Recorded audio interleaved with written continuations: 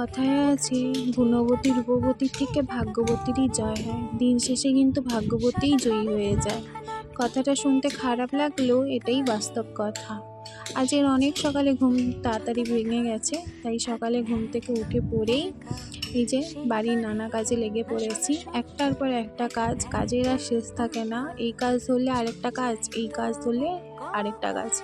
যাই হোক, সকালে ঘুম থেকে উঠে পড়েই জামা কাপড়গুলো সার্ফ জলে চুবিয়ে দিয়ে ঘরটাকে ঝাড় দিয়ে এখন মুছে নিচ্ছি। আর মাও ওদিকে করছে, এই নয় যে মা ঘুমোচ্ছে, মা ওদিকে হচ্ছে ধূপ দিয়ে সোনামার খাবার বানাচ্ছিল। আর এদিকে হচ্ছে সোনামাকে খাইয়ে দিয়েছি, স্নান করিয়ে দিয়েছি। এখন বাজে প্রায় 10:30। ওকে ঘুম পাড়াচ্ছি। ও হচ্ছে ওদিকে ঘুমে ঝুলছে কিন্তু ঘুমোচ্ছে না। ওই যে না ঘুরিয়ে ঘুরিয়ে ঘুম পাড়ালেও ঘুমোবে না। তারপরে এসেছি আমি গাছে জল দিতে। সকালবেলা গাছে জল দেওয়ার সময় পাইনি, কারণ সোনামা উঠে পড়েছিল, তাই জন্য। আর এখন এই যে গাছে জল দিয়ে নিচে চলে এসেছি।